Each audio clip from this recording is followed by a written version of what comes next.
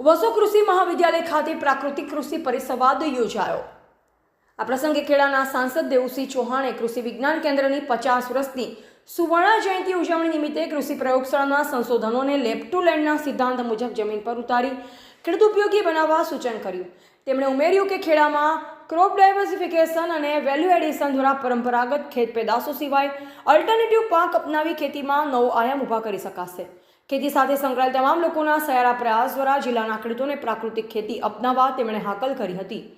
વધુમાં જિલ્લા ખેતીવાડી અધિકારી દીપકભાઈ રબારી અને આણંદ કૃષિ યુનિવર્સિટીના સહ વિસ્તરણ શિક્ષણ નિયામક શ્રી એસ.ટી. પટેલે પ્રાકૃતિક ખેતીના મહત્વને ઉજાગર કરતી વાત રજૂ કરી। આ અવસરે ખેડા સાંસદ દેવુસિંહ ચૌહાણ, વસો તાલુકા પંચાયત પ્રમુખ રિંકાબેન પટેલ, જિલ્લા ખેતીવાડી અધિકારી દીપકભાઈ રબારી, કૃષિ યુનિવર્સિટી વસો આચાર્ય ડોક્ટર બી.સી. પટેલ, આણંદ કૃષિ યુનિવર્સિટીના સહ વિસ્તરણ શિક્ષણ નિયામક એસ.ટી. પટેલ, મદદનીશ બાગાયત નિયામક જયમીનભાઈ પટેલ, આગેવાન ચંદ્રેશભાઈ પટેલ, ખેડા એસપીએનએફ એસોસિએશનના જિલ્લા સંયોજક તેમજ ખેડા જિલ્લાના તમામ તાલુકાના સંયોજક તેમજ સહસંયોજક અને દેખલી કૃષિ વિજ્ઞાન કેન્દ્રના ડોક્ટર પી.કે. શર્મા સહિત 378 જેટલા ખેડૂત ભાઈ બહેનો હાજર રહ્યા હતા।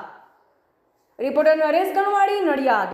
આજરોજ આઈસીએઆર ભારતીય કૃષિ અનુસંધાન કેન્દ્ર અને ગુજરાત વિદ્યાપીઠ દ્વારા સંચાલિત કૃષિ વિજ્ઞાન કેન્દ્ર ખેડાને કુલ મળીને જ્યારે 50 વર્ષની ઉજવણી થઈ રહી છે કૃષિ વિજ્ઞાન કેન્દ્રની, 1974માં પોંડિચેરીમાં એક નાના પાયા પર લેબ ટુ લેન્ડના એક ભાગરૂપે એક જ્ઞાનને ધરતી સુધી પહોંચાડવા માટે કૃષિ વિજ્ઞાન કેન્દ્ર ખેડૂતો માટે એક અતિ મહત્ત્વની કડી બને એના ભાગરૂપે શરૂ કરેલી આજની આ કૃષિ વિજ્ઞાન કેન્દ્ર સમગ્ર દેશમાં 731થી વધારે આવા કેન્દ્રો ઊભા થયા છે। એક નેટવર્ક ઊભું થયું છે કે જે ખેડૂતો સાથે અવારનવાર જ્ઞાનની આદાન પ્રદાન કરીને એક પ્રકારે સંવાદ કરીને ખેડૂતોના જીવનમાં ખૂબ મોટું પરિવર્તન આવવામાં ખૂબ મહત્ત્વનો રોલ